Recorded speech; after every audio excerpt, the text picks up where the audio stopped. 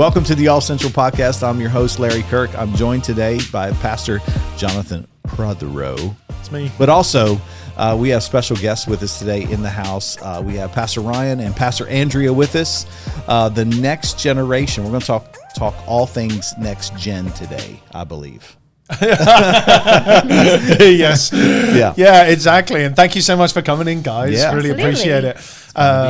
Yeah. This weekend we had a fun time. Just we were all on stage, us three, talking about the next generation and discipleship and mentorship and pipelines for discipleship within our church. And so we thought it'd be great to have you guys in.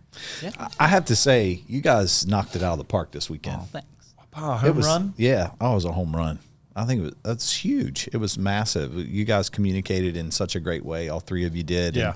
And it was so powerful. And just to hear about the next generation, about what's coming up, future stuff, and how you guys are really killing it in those areas. So appreciated you guys sharing that this weekend. And such a good visionary picture of our church and how we want to move it forward. Yeah. Well, I mean, us three are pretty awesome. So, well, you are, and we're humble too. And humble. Yeah, exactly. Obviously, there's humility in here. We're so good. We're so humble. Wasn't it Moses who wrote that he was the most humble man in all of the nation? Yeah. Right. It's kind of like John, the disciple Jesus loved. Well, he didn't love anybody else, John. not as much as you. Okay. That's right. My name is John. Yeah, I'm the special one. Yeah. John is so funny. His whole gospel cracks me up when he's like, and the disciples ran to the tomb, but John got there before the others. Like, he was the fastest one. My man was ready. He was doing sprints before. He knew this was going to happen. He wanted everyone else to know that he was faster than the other disciples. Yeah. Oh my goodness. Oh, to be young, eh? Oh, to be young. Well, since we're in the theme of young people, actually, how are you guys doing? Good. Very good. I was going to say mucho bueno, but Mucho bueno. I'm good. Right. That's some bad Spanish right there. Bro. Yeah, it Some is. bad Spanish. There's some white Spanish going on here in the podcast. Very Spanglish. good. Yeah, Spanglish. Well, there's so much we can talk about, and I was writing down a few questions last night as I was sitting on the couch, and I thought maybe we could just dive straight in. We have 3 segments here. I don't know if we will get through all of them. So just talking about formation for young children and discipleship, not just for young children, but obviously for youth as well, and even young adults all the way through. The second portion maybe in terms of how we can engage with the next generation. I don't know about you, but I think a lot of people want to engage with young people but don't always know how. And how to make bridges and roads, not feeling like they understand their culture or even their lingo. I have to say, sometimes Instagram will make me feel old when that will pop up with a young person talking all of the slang that young people use nowadays. I'm I'm so confused. What is going on? And I can only imagine another 30 years on how even more removed some people tend to feel. So how do we engage? And then maybe if we have time, looking at the role of mentorship within ministry. So we can dive straight in. One of the first questions I wrote down yesterday is what do you think some of the elements, most important elements in formation are for children? But not only that, what should the church be doing to help form children? But also, how can parents and the church work together to help formation happen in a better way? Because the church is in the business of forming people. Yeah. Right? Yeah, I haven't got that wrong, right? No. I mean, that's what the church is in the business of. And these guys as well. We're all pastors here, so it's we're to equip people for the work of the ministry. Exactly. Not do the work of the ministry.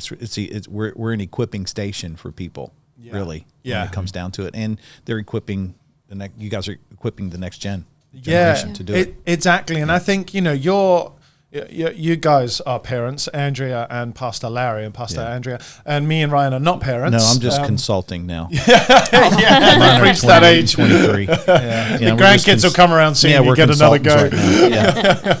How much do you charge per hour? Round 2. Huh? How much do you charge per hour? Oh, well, everything's free at my house. That's how they do it. Well, but you guys will speak better into this than I can. Yeah. But parents obviously have the greatest say in their kids' lives growing up. But the church can play a big role in helping form. And so as parents maybe, like Andrea, what do you think are the things you wish the church would be more involved in in terms of like, I want you to help do this. I don't need you in this area. Does that make sense? Yeah. Like, what are the areas of formation as a kid's past that you're like, this is what we want to focus on in forming in young people? Well, I think a lot of parents nowadays think the church is just going to raise their child up and not take any ownership on it. And you see that a lot today where, Sundays are the day to learn about Jesus. And then Monday through Saturday, we're doing sports, we're doing school, because life is busy for parents. Sure. So I think they really rely on the church, but it really has to be a partnership. And that's what we're here for. I don't think we realize either the influence that parents have on children, because they think, their kids have or their friends have all the influence and not me. But studies show that no, parents still have the number one influence. Even when they're in the middle school and high school, it's still the parents that have the number one influence. But you combine that influence with the church influence, it's an even greater impact that we're going to have. Yeah, for sure. So to truly form children's faith, it's got to be a partnership with the church and the family together, where this is what we're learning on a Sunday, and you can carry it through the week, through repetition, because that's how your kids are going to learn, is through repetition, not just drop it off Sunday for 1 hour and you're saved. Yeah. No. I think I think this has been a problem for decades. To your statement earlier, where you talked about it's the church's responsibility to do it. It's really been that way for years. I remember conversations and having conversations with parents back in the days of youth ministry and things like that, where they would call in and get on, my kid's doing this and my kid's doing that, and we're like, well, what do you want us to do about it? We're not the parent. Like he's acting up in school. I can't. I mean, I can talk to him about acting up in school, but ultimately it's your responsibility. You're raising the child, Right. So I think this is a thing where from a cultural standpoint, at least a Western culture is like that in a lot of ways. They give the response because I think people look at life as a refrigerator, and they compartmentalize things, and they put this here, and so their spiritual walk is over here in this little box here, and this is the church's responsibility, and then this is the rest of the things, and they compartmentalize the education side of things as well at school, like okay, that's the teacher's responsibility. Well, is it, or is it both? Right. Is it you coming alongside the teachers to help and support? And so I think in a lot of ways we do that, and it kind of bleeds over into spirituality with their walk with God and their commitment there. So. Yeah, you can't. Sorry to interrupt, but you can't subcontract parenting out, to schools and church and friends and everybody else. Like, I think that's what you're saying. Yeah, right? exactly. Like parents play, and I believe we do it in a lot of ways. I mean, we do it with our iPads. We do it with everything else. We farm it out. Yeah, entertainment and. Yeah, easily done. What were you going to say, Andrea? A Sunday is just an hour too. So if you're depending on the church to raise your child to know Jesus, 1 hour, it's not going to happen. That's religion. That's, we're coming to church to learn about Jesus, and then we're going to leave it at church and go about our way. Right. Yeah. Whereas it's the relationship all week long that you need the parent interaction, and it needs to be functional. I've heard someone say like the church can't undo a whole week's worth of dysfunctionality in an hour and then send them back in to the fray. Like, obviously, it goes without saying parents need to parent and be involved. But what would you say, like, Ryan, maybe like, how do you think about your role? Okay, parents, obviously are the number one influence, but we do have influence. What's our responsibility to come alongside, and where do we need to help? To me, the thing I think of is, it's so funny how, and I've seen this played out with students even here, is I can say the same thing a parent is saying, like, a kid's going through a thing and the parent's like, you don't need to try doing this or go this route or whatever. And the parent can say one thing or say the exact same thing that I'm saying. And for some reason, the way I say it, the kids are just like, yeah, that's such a great idea. But the parent says it and they're like, yeah, whatever. Right. And so it's so weird how, like, just the way that students are so influenced by different things. And so to me, I'm like, parents, tell me what's going on in the lives of your students so I can know, because for whatever reason, when I say the same thing they are saying, sometimes it just hits the right way and they're like, yeah, that's such a great idea and I should really try that. And so to me, I think, parents, let me know about what's going on in your students' lives so I can help and partner Trust alongside me, of you. it makes the parents just feel so much better. I bet. I'm saying facetiously. Yeah. Yeah. It's like, yeah, I told you that already. I already said that like 1,000 times. Yeah. And then Pastor Ryan says it one Yeah. time and it sticks. Because for whatever- Great. uses that cool You know. lingo that they Yeah. know, so he Yeah. could talk to That's them. true. It probably is. And it's probably just that I'm not the parent and I'm not the one that's been saying Right. it 4,000 times. And I'm like, yeah. Right. And it's like, Pastor Ryan says that Like- claps or whatever the phrase is or whatever. You know what I'm saying? Yeah. it hits different. It hits It different. hits different. Claps. Is it? I love it. Well done. I'm Was it? proud of you. Well, yeah. Oh, yeah. Okay, Look at you. good. That's a 56-year-old. Come on. Coming in hot. Got that Riz. Yeah. The Riz. That's right. Oh, my Oh, gosh. Here we go. Even that one feels dated now. Yeah. I'm slow on the train. But yeah, of course, familiarity breeds contempt. You know, Jesus said that, you know, where there's familiarity, there's always going to be a lack of honor, and kids are around parents 24/7. Yeah. You know, if you're good parents, they have them in their lives. And so, yeah, just hearing it from a different voice, like, so that's just a great point. I think as a church, we can be a support system for mum and dad, not saying anything different, but simply being another voice saying the same thing to build those structures and help come in. And yeah, just help that. Exactly. What about this? Like, how do you think we can help as a church? How can we help develop personal relationship with God at an early age? Because we obviously do our best in church services. We can tell stories and we get creative with that, and sermons and illustrations.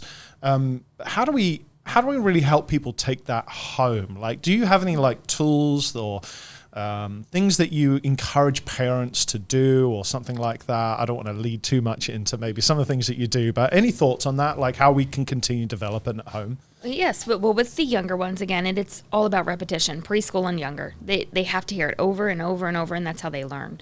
So we send home just the memory verse. Parents, say that every day with your child, and we have little hand motions that are even on the paper to do with your child at home. Right. That's really important, isn't it? Because if we only learn from the neck up, like that's why music is really like powerful, because it's not just a thought, it's a melody or dance or using your body to learn rather than just your mind. That's what I'm saying. So hand movements can be really helpful. Especially with kids, because again, your younger generation or the younger preschool and under, they learn by hands-on. So it has to be very hands-on. That's why we do crafts in class. That's why we do games. It's hands-on learning. Oh, I'm learning parenting skills here. Taking Kids learn notes with over their here. hands. So even with the Bible verse, it's doing, you know, whatever the motions are that we learn in class, we're going to do it at home. And by the next Sunday, your kid comes in telling us, what was it again? Oh, that's right. So it's using that repetition at home. In elementary school, we give out devotions that go back to what they learned on Sunday, again, with the repetition, but it's giving them life tools that go back, oh, this was the Bible story, but this is how I can apply it in my real life. And it's every day of the week. There's one little paragraph, real short paragraph, that the parent and the child can read together at home for their devotion time. Then we also have the Parent Q app, and that's amazing. If you've never, as a parent, checked that out, it's a really neat tool to use with your child throughout the week. It even gives you language to speak to your child, not the cool language, but as in, I'm not up to date with that. But it gives you conversation tools to use with your child, or because you ask a kid, oh, what did you learn at church today? Nothing. Really? Yeah. And that's going to be their response. It Even doesn't at change in school. their 20s either. Yeah. Right? How was work today? Just give you a Fine. heads Jesus. up. The answer's always Jesus. Or like when I pick my daughter up from school, what did you learn? What did you do today? Oh, I don't know. I just picked you up. What did you do today? Yeah. But I learned you have to change your language. So now I say, what was your rose of the day? And she tells me one good thing. And what was the thorn of the day? So it's giving you tools like that. And how do you have a conversation with the fifth grader who doesn't want to talk to you right now about what they learned? Yeah. So, but the Parent Q app is really good for that. That's and awesome. This is what we learned on Sunday, and this is how I can carry it throughout the week with my child. Yeah. So how would they find the Q app and the parents that are listening now that So go if- to our church? If you've attended Central, your should be on my email blast. It is at the bottom of every email blast I send is a link to download the Parent Q app. Okay. But it's very simple. You go, or you can search on Google or Yeah, Apple. Thank you, Apple Store. Parent Q app. All you have to do is enter. It says, "What's your church?" Central Christian. Here's my name, and it pulls up what we're doing on a Sunday. Awesome. That's great. Yeah. Yeah, so many tools to help. So what about this? I mean, Ryan, maybe you can speak into this. Like, what do you think some of the challenges are when it comes to engaging young people? And how do we overcome that? I guess as mentors, leaders, people who are engaged in discipling young people. Like right now, what do you think the hardest challenges is to get a young person engaged? I feel like probably a lot of it is just the first thing that comes to my mind is like dopamine and how much we are like on our phones all day long and all the dopamine that we're getting all day. And then it's like, oh, you should read your Bible. And they sit down and they open the book. They're like, wow, this is boring.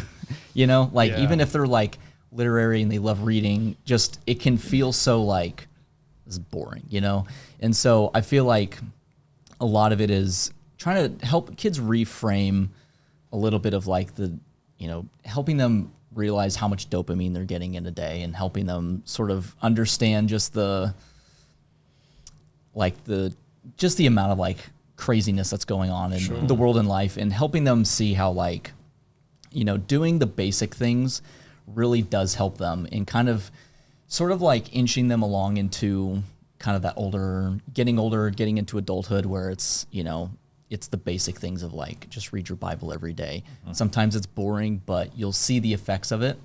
And then eventually they get into maybe those habits and they do those things. And then they finally see like, oh, actually, this is actually kind of cool. Or the actual effects of praying every day, or, reading your Bible and being at church on the weekends and on Wednesdays and stuff like that.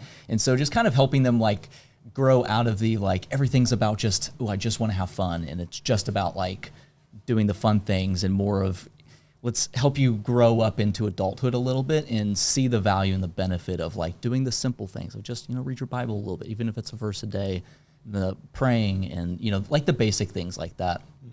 We use a phrase in one of the messages that it's a miracle in the mundane. And it is doing the little things. Like for example, if you just go to the gym and work out and just consistently, you may not see it right away, but month, 2 months, 3 months, 1 year later, the transformation that will happen in the mundane and doing it day in and day out, getting the proper rest, all that stuff. But you know what I mean? It's just the consistency of that. Yeah. And it's not always fun. It's just, sometimes it is boring. Sometimes it is just pushing yourself to do it, but it's in those little moments like that, that you see the miracle or you see the transformation happen. Yeah. Very difficult to get young people always to see that. Like you said, they're so hyped up on caffeine and dopamine. Like I think maybe when we were younger, Andrea, like, maybe the challenge for us as kids, I think, was having good content, teaching material that was really sound. I don't think that's the challenge for young people nowadays. Do you think that's a similar thing with kids? Are they more distractible? Are they? Oh, absolutely. Okay. Absolutely. Is distractible a word? I understood it. You just made it a word, didn't you? Christina, can you look that up? And if it's not a word, don't say anything. But if it is a word, give me a thumbs up. Yeah, okay. I just liked it. I'm sticking with it. I like it. I like it. I didn't say anything. I'm pretty sure it's a word. It sounds if it's in the Urban Dictionary, it counts. So being more distracted, kids. Yes, absolutely, absolutely. And I'm at fault. I'm a parent. It's the iPads. It's, oh, she won't sit down and eat dinner. Can you please sit down? Okay, here's the iPad. Just sit down and eat dinner. So it's looking for the entertainment, and where can I look for it? So it's a balance that we have to help kids understand. It's okay, we're going to have playtime, but then we're going to sit down and we're going to listen to the Bible story, and then we're going to talk, and then we're going to. But it's. Do you find that helps, like giving them like a clear roadmap of this is what we're doing, then we're doing this? Well, kids need routine. If they don't have a routine, and they won't admit it, but if they don't have a routine, that's when they're all over the place. But you create a routine so they know when I come into class, I first get to play, and then we're going to grab our leaf and we're going to sit on the leaf, and then we're going to watch the video, and then we can have the rest of the time to talk. So if a new kid comes in, they don't know that routine, so they're just but they're probably followers. They'll follow everybody else doing the same thing. And they're learning. Yeah. So But yeah, it is that Routines. routine is very important for the child. And of course, if we have a child that's not coming every Sunday, that's when we see it's harder for them to get dropped off at class. They don't know what to expect. So I'm going to stay attached to mom. I don't want to go in there. Whereas when we see a kid that's coming every weekend, obviously it makes it easier on the child to come in, to learn, to interact with the other kids. If you have like a high needs child that comes in, that needs attention, what do you guys normally do with that situation where maybe they're not interacting in that way? They don't want to be a part of that, and they're just kind of. Yeah. So we are now working on one-on-one aids. So we are placing one-on-one aids in the classroom. That's great. Kids need an option too. I know we don't want to give the control to kids, but they need to feel like they're in control, that they're safe. So it could be an adult that comes along. I don't want to do this right now. Okay, that's fine. We can either sit here and do the craft, or we can walk out in the hallway and we can look at the animals in the hallway. Within The illusion of choice. Correct, Yeah. within the boundaries. That's great. And most of the time, I want to go in the hallway. All right, let's do that. Oh, okay. So we're going to walk them into the hallway, and we're going to look at all the animals on the wall. Next Sunday, we'll try again, sitting in and doing the craft. And over time, they're going to start seeing, oh, wait a minute, those kids in there are having fun. I actually want to be in there with them now. So it's just making them feel like, okay, I do have some control over my situation. I'm in a comfortable space. I can now learn. It's all psychology. That's great. Yeah. That psychology is really interesting. I remember I used to be a manager in a running shoe store, and one of the training tools that they gave us was they shared a story. They said, imagine you're going for a haircut, and you're in a new city, new town, new barber, whatever, hairdresser, and you go into that place, and they greet you at the door, they sit you down, they ask if you'd like something to drink. They really take care of you, ask you questions, ask what you'd like, give you a good consultation, spend time cutting your hair, doing it properly, only scissors, you leave and have a wonderful experience. And so you rebook and decide to come back again. But this time it's a different person. They don't greet you at the door. They don't offer you a drink. The haircut is still good, but it's kind of rushed. It's a little bit quick. And you paid the same price. And then you go back again and you get a whole different experience. They said what happens is very, very quickly you decide, if I don't know what I'm walking into, I won't go back there. Like if I don't know the kind of experience I'm going to have, even for adults, if it's not predictable or there's an element of unpredictability about the kind of service I'm going to have or the kind of treatment I'm going to have. And churches function exactly the same way. And sometimes there's critique, I think, over the sort of formulaic process that a Sunday service will have. But actually it's to help people know that, okay, I'm not going to walk in and all of a sudden I bring my friend and then there's going to be something completely, we're going to have an hour of dance for the Lord, or some random thing in there that is going to heighten anxiety. So there's a rhythm and a routine that is not only good for young people, but is actually really helpful for all kinds of formation all the way through. And it helps us engage, particularly with young people. By the way, I'd like to say, Christina gave me a thumbs up. Distractible is a word. She even sent me a link to the dictionary here. If you would like the full definition, you can add that. Everybody add that to their plethora of the English language. I went to school. Distractible. A condition in which the attention and mind is easily distracted. Okay, Just like now. Right now. He just got distracted by that.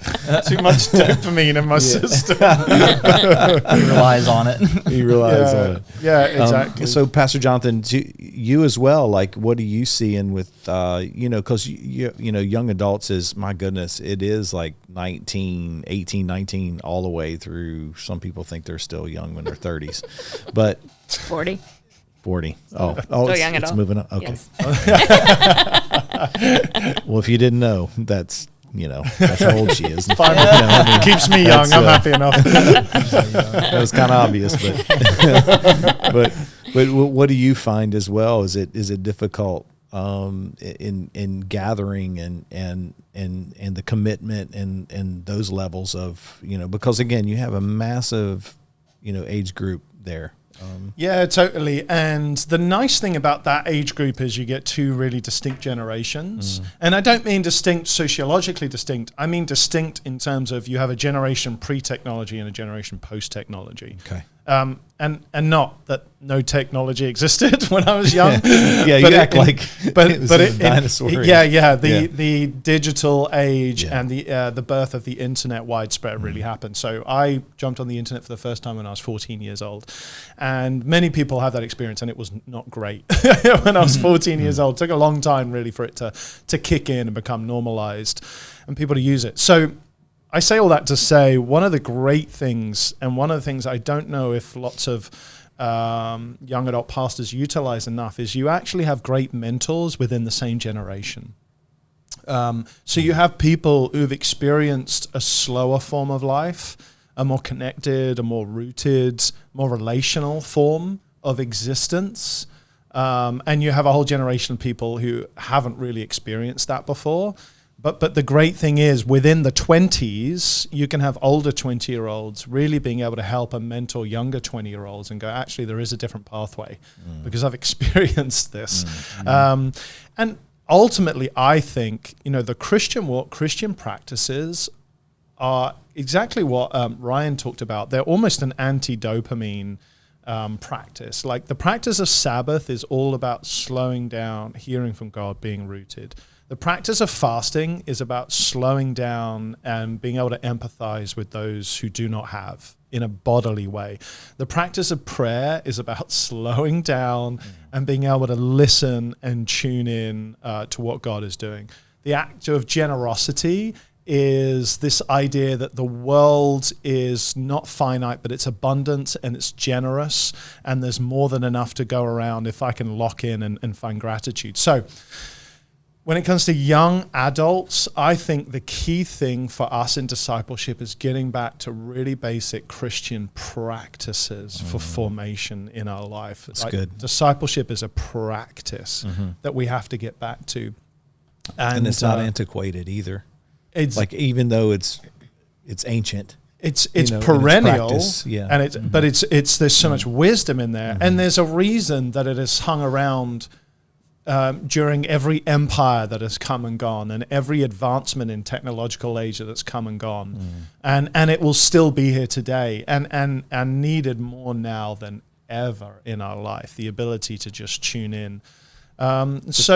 Because there is something about technology that connects, but also disconnects. Totally. I the longer I live, the less good stuff I see in technology. There's obviously amazing things that AI can do. Like I just saw something that AI can now spot, breast cancer in women like months before our best technology has able to spot it. That's the kind of usage I want to see AI doing, not, weird AI pictures of Donald Trump and Kamala Harris holding hands on a beach. There's like weird pictures that AI that went around. Now, that's funny, but also a complete useless waste of time and space. And so here's the thing. I said this about generosity and money to young people. AI is exactly the same. AI technology is not inherently good or bad, but it's ignorant to leave it at that, because AI, like money, is phenomenally potent. It is nuclear power, and so it is not. It's not benign in your life. You can't just say, well, just because it's not bad doesn't mean it's not going to have an effect. Yeah. It will have a phenomenal effect on your life and your mind and your chemistry based on how you use it and how you implement it. If you dropped $1 million in between all four of us right now and just set it there on the table, it's going to change this conversation real quick. It's going to change the conversation, isn't it? Like there's a spirit of it. Yeah. There's a spirit behind it. It'll change our plans for the day. Yeah. It'll change our plans for the year. Like, how can I get a hold of that money? What could I do with that money? What problems would it solve? You'll dream about it. Like dream about what you can do, and it'll affect your physiologically. All of us will have a gut reaction. Yeah. Absolutely. Yeah. It's potent stuff, so AI works in the same way. And I just think when it comes to kids, when it comes to teenagers and young adults, we're trying to teach them formation and discipleship, grounded, basic, redigging the wells kind of practices that set you up to be a successful, holistic human being. Mm-hmm. And I think sometimes the sort of misnomer of like doing all that is, I think for around my age, if not a little younger, we've tried so hard as a generation to reinvent the wheel on like every single thing. Like nothing can be traditional, nothing can be the way it was before. And so we try so hard to make new things and to reinvent the wheel. And something like discipleship, there's just some things about it that are just timeless, and it's just the way things have been for thousands of years. It works. Don't try to reinvent it. Just figure out what has worked for thousands of years, stick to that, go with that, and you'll realize it works really well. And you don't have to create this long, complicated, brand new thing, put all this energy and effort into creating like following Jesus in this fully brand new way. It's like, you know, some of the things that have been working for thousands of years, they still work. We don't have to fully create something brand new. That's right. And that puts a lot of extra energy, mind power, all that stuff. And then we get exhausted and we're like, you know, what's going on? It's like, well, if you just did these 3 simple things, you would have gotten to the same, you would have been a lot further kind of a thing instead of trying to reinvent everything. Yeah, absolutely. Good. We're kind of nearing towards the back end of this podcast, but I did want to talk about mentorship. I know we talked about it briefly in terms of the role we can have in supporting parents or saying the same thing as a parent say, but with a different voice. Just talk briefly, what are kind of the qualities you tend to look for in mentors, and how can we encourage more people to become mentors in church? Tough question. I mean, I love what Andrea is doing too with preteen leaders. Or is that what? Yes, preteen leaders. Preteen leaders. Yeah. You're essentially discipling. Yeah, I love that, but I don't know if you want to address that, but it's such an amazing thing because it's setting up. It's you know, Ryan's thankful of that because you're already investing in them at that age, and then you're handing them off to Pastor Ryan. But I think going back, I think a lot of times we look at kids as, oh, they're just kids. They can't read their Bible. They're just kids. It's so not true. When we went to kids camp, not this past summer, but the summer before, I watched as these kids opened an actual Bible, started highlighting, started taking notes. And that's when it was like a wake-up call to me that these kids need more. They need more than just, I'm coming in on Sunday and watching my lesson video. They need more. So that's when God laid it on my heart is let's start building leaders that are 4th and 5th graders. They can be leaders of the rest of the kids. And so we started the 4th and 5th grade leadership program for them, and they bring a Bible.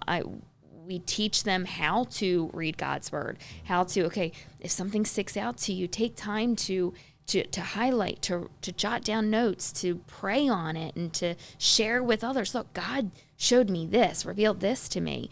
And as young as 4th grade, I mean, even younger, they can do that. They can hear from God. They can. So it's just teaching them the quiet time. It's teaching them, okay, now we take our own quiet time, spend time with the Lord, and how can God reveal something on my heart? And now they're the ones up there that the other kids are now looking to. They're leading the preschoolers in worship. They are greeting adults at the front door, welcoming them in. And so it's creating mentors at a young age, 4th and 5th graders, that just have a heart for God, that have a heart for reaching others, for ministering. To see the passion these kids have to serve is amazing. I mentioned when I was young, we would go to the nursing home all the time. And I guess I didn't think these kids would be all about it. And I mentioned, let's go to the nursing home. And they, oh, yeah, when can we go? I'm like, all right, let's go. But to see their passion to serve, to get out of the walls and let's go meet people and let's go minister to people. Let's go pray for people.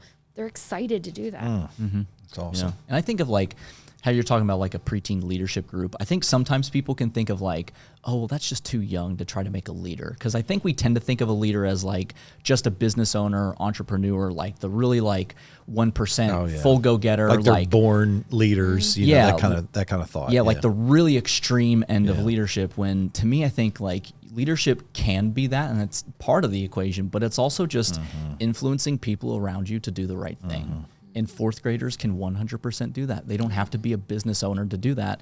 Anybody can just influence people towards the right thing. And easily 6th graders can do that.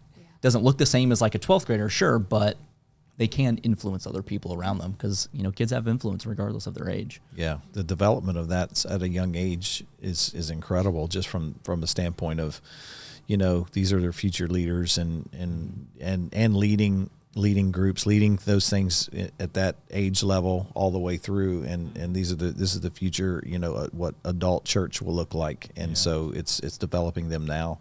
So that it's just natural for them later. Mm-hmm. Yeah, I think is it fair to say a really succinct way of saying that is you're just creating opportunity and space for people.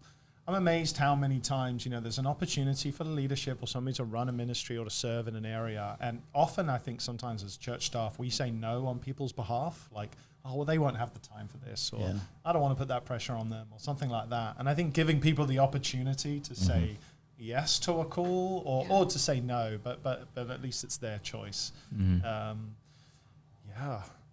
That's awesome. But that pretty much sums it up. I think that's a really good delve into formation, engaging, and also mentorship within this next generation. And I'll just say this as well. I love at Central, if you're a parent or you're watching this, we put a lot of emphasis on young people. And it doesn't mean we don't care about an older generation. We just know that an older generation who's more mature needs to lay down some of their own personal preferences to serve a younger generation. And I just love the heart of this church, and I hope that's the heart of your church as well, wherever you're at, engaged in young people, because they're here, they're now, they're not for the future, but we want to release them to everything that they're called to do. Yeah. I mean, I can't say that any better. So you can take us out of here, John. Yeah, sure. Well, absolutely. Thank you so much for joining us. Thank you, Andrea. Thank you, Ryan. Thank you Thanks, for lending us your ears. Make sure that you click that like button if you're watching on YouTube. Click subscribe to the channel. It helps us get this message out there. If you're listening on another platform, 5-star ratings. Otherwise, you can leave it as it is. Thank you so much for joining in. We hope that this in some way has enriched